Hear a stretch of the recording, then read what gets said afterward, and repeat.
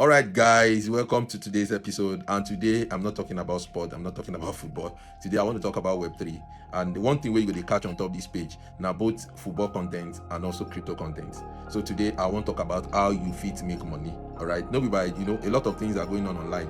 A lot of people watching Blood and Very Dark Man as they drag themselves. And they put anything for your pocket. But this video now will put something for your pocket. So let's just quickly dive into today's discussion. I want to talk about Web3. What is Web3? Most people don't really understand what Web3 means, and I'm going to just simplify it in a very, very simple manner. Before I even talk about Web3, we have Web 1, Web 2 before Web 3. So what is Web 1? Web 1 means, when you talk about web is an evolution of the internet. So when you talk about Web 3, Web 1, Web 2, you talk about the internet.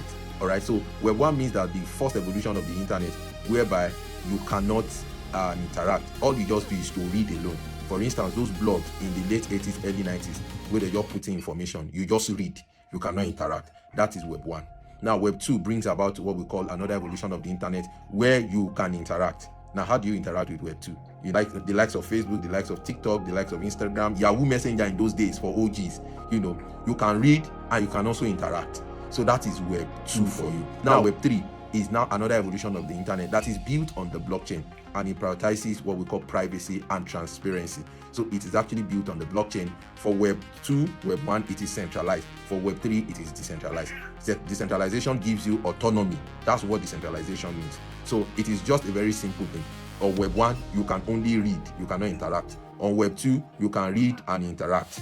And I told you the example. On Web 3, it is built on the blockchain. You can read, you can interact, but it has a lot of characteristics. It is decentralized. Your data are saved, unlike the data of the centralized one, which is Web 2, Web 1, that is in a centralized entity where they have access to your data. For Web 3, you own your own data. You are the owner of your package. All right, that is Web 3 for you. So that is the definition of Web 3.